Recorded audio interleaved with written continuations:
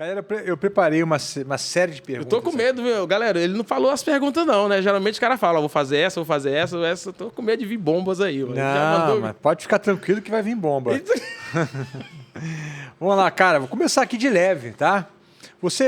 Quando você foi morar em Brasília, você já era um músico profissional ou você ainda estava no processo? Tem 20 anos em Brasília, né? Eu cheguei, Você já ainda não- cheguei em Brasília em 2001. Tem São 25. 25 anos, né? Isso. Sim. Eu queria te fazer uma pergunta, o seguinte, cara. Quem foram as suas maiores influências e quais você superou ou abandonou? Você deixou de curtir com o tempo?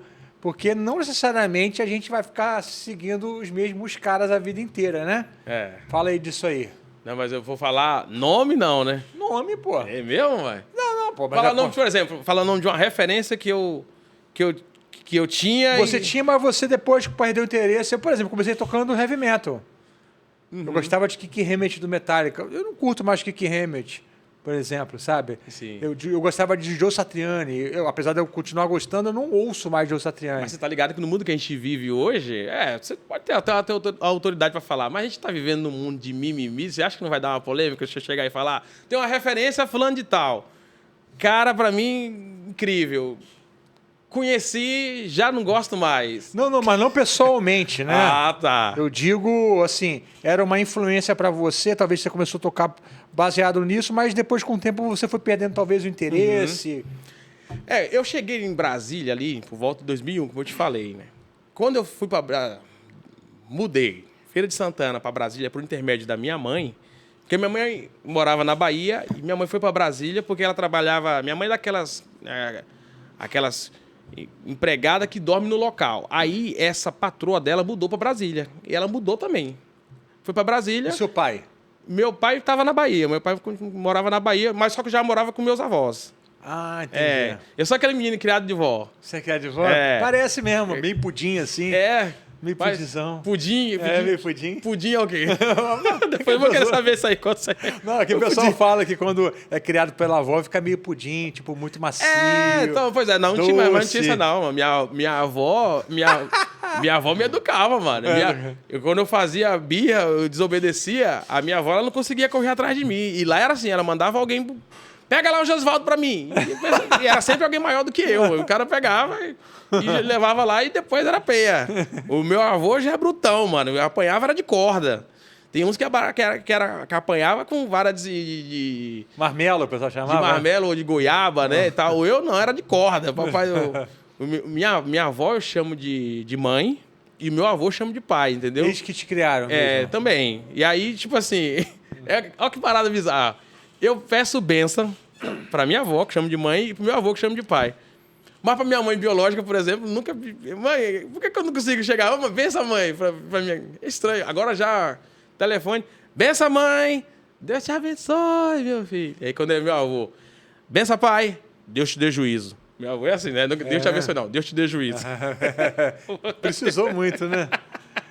Mas aí tua mãe foi trabalhar na casa da patroa, você não foi junto? Não fui junto na época, eu morava com a minha avó. E aí minha mãe perguntou, quer vir? Eu quero. E a gente tinha... Em Feira de Santana lá, a gente morava lá, era assim, sem pretensão, né? E aí quando eu vi aquele negócio, morar em Brasília, a gente ficava, será que tem praia? Será que tem rio? Não sei o quê. Brasília, a gente via por causa dos jornais, esses negócios, tá? Aquele negócio todo. Quero ir. Só foi você? Foi eu, sou filho único. Aí eu fui em 2001. Na verdade, fui passar uma temporada, né? Aí acabei gostando. Fui fazendo amizade ali, amizade cá e tal. Mãe, eu quero morar aqui. Aí foi onde tudo começou. Mas você foi morar lá com a sua mãe mesmo? Fui morar com a minha mãe mesmo lá. E ela morava na casa da patroa, ou não? Não, nessa época aí ela conseguiu já se estabilizar e aí tinha alugado uma kitnet. Ok. Eu tive até um padrasto, né? Nessa época aí, porque ela se juntou com o meu antigo padrasto lá e aí a gente passava a viver junto. E aí nesse meio termo eu passei a congregar na Igreja do Monte, na igreja chamada Igreja do Monte, o ministério. Tem até hoje. E ali foi onde tudo começou. Eu não tinha, eu puxando assim na memória, eu não tinha referências. As referências que eu tinha era do grupo de louvor da minha igreja em Feira de Santana, na Bahia, Igreja Batista. Que era um louvor mais tranquilo, tinha uma pegada também do pagode, essa questão. O que eu consumia na época ali era araqueto, timbalada, as coisas que a gente mais ouvia. Não sei, na época de micareta ali, por exemplo, carnaval, que era a ascensão, o que você mais ouvia. Tu ia nas micaretas? Hã? Você ia nas micaretas? Eu já fui algumas vezes, mano. Aí, nesse aí que você recebia o Morria juízo de do medo. avô, né? Morria de medo, mano. Morria de Juízo. medo. Morria de medo. Eu ficava sempre de longe lá. Minha mãe sempre foi festeira. Eu ia com minha mãe, né? Eu nunca fui sozinha. Sempre a minha mãe ia no embalo lá. E aí eu ficava vendo, mas sempre de longe. Eu não fazia parte daqueles caras que ficam dando soco no ar lá. Não sei que você não vai ver os carnaval da Bahia, não. Porque morria de medo. Mas aí as minhas influências dessa época ali, de 2001, Era bem local ali o que acontecia ali. Era o pagode e o axé. Você não tinha cultura de ouvir álbuns? Não tinha. Entendi. Eu via, a minha maior referência era as rádios. E nas rádios era Harmonia do Samba, Pagodarte, os Bambas. São coisas das antigas aqui.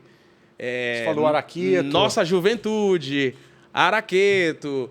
Na época que era a Ascensão, Daniela Mercury. Timbalada. Tinha Cheiro de Amor. Gente, era muita coisa. Eu só ouvia essas coisas aí. Aí, em Brasília, foi mudando, né? Porque já não era a mesma estação. Aí, Brasília foi o gospel. E o que a gente mais ouvia nessa época ali era Diante do Trono, Trazendo a Arca, Renascer Praise.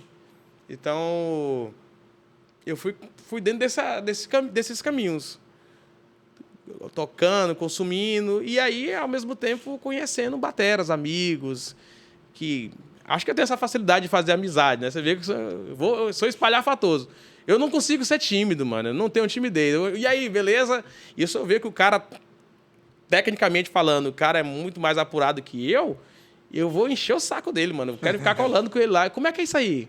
Isso aqui. Então, eu sempre fui assim, até hoje, entendeu? O podcast, por exemplo, é um parque de diversões para mim, porque eu vou conhecendo cada músico fenomenal. Termino o podcast, termino as gravações aqui, por trás das câmeras, mano, me ensina isso aí, me ensina isso aí. Então, eu sou aquele cara que eu quero estar o tempo todo aprendendo. Então, fui criando amizades assim, e aí, ao longo do tempo, a gente vai caminhando. Minhas referências passou ali entre 2005 e 2006, eu lembro que começou um movimento black, surreal, os corais em Brasília. E aí começou a ter coral para tudo que é lado. E aí a black music, o groovão e tal. E depois eu tive a oportunidade de fazer parte de um grupo chamado Dreams Coral, ali em Brasília. Hoje o grupo está parado. Eu espero que o Jordan uma hora volte com esse grupo novamente. Mas foi ali onde eu, tipo assim, sabe quando você tá tocando aquele som, mano, é esse som que eu quero tocar. É desse som aqui, me apaixonei, tô louco nesse som. Eu acho que tipo, tinha aquela sensação de eu descobri o meu som, black music. Gosto muito disso aqui, e foi o Dreams Coral que foi uma grande escola para mim. Teve o Gerard também, que já era um outro estilo, mais pegada Diante do Trono, mas na época do Dreams Coral e era onde vinha o groove mesmo e onde o coração pulsava mais forte, sabe?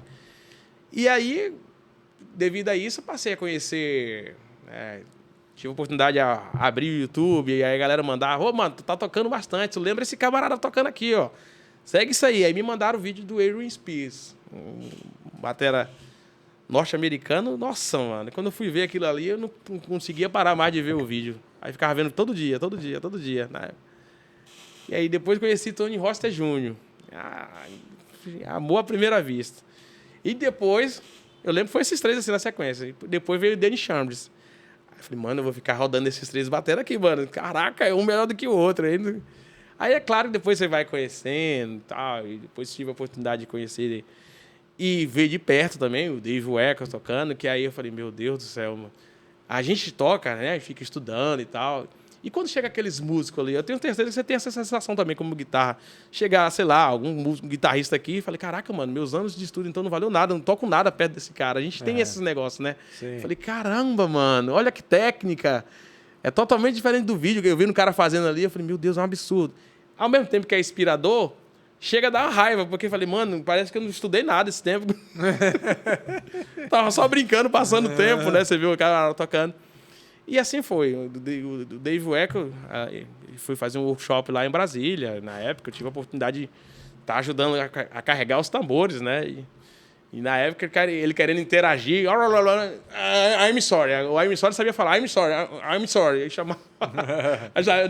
na época, Júnior, era o Barone. Eu falei, Barone, vem aqui, mano. O bicho tá falando aqui. I'm sorry. I'm sorry.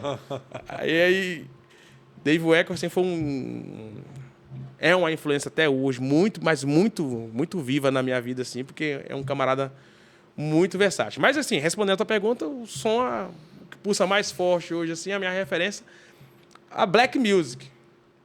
Eu tenho tocado alguns rock aí ultimamente, porque a galera pede, mas não sei, de repente, se você quiser seguir com as perguntas, depois a gente volta para a questão dos rock que eu tô tocando e a galera tem se identificado bastante aí, que eu não sei porquê. Mas tem alguma bateria de rock que você... Eu gosto muito, por exemplo, o Eloy Casagrande tocando, é uma inspiração para mim. A forma como ele toca ali é genial. Tem o Portnoy, por exemplo. Mas você está falando de rock mais pesado, né?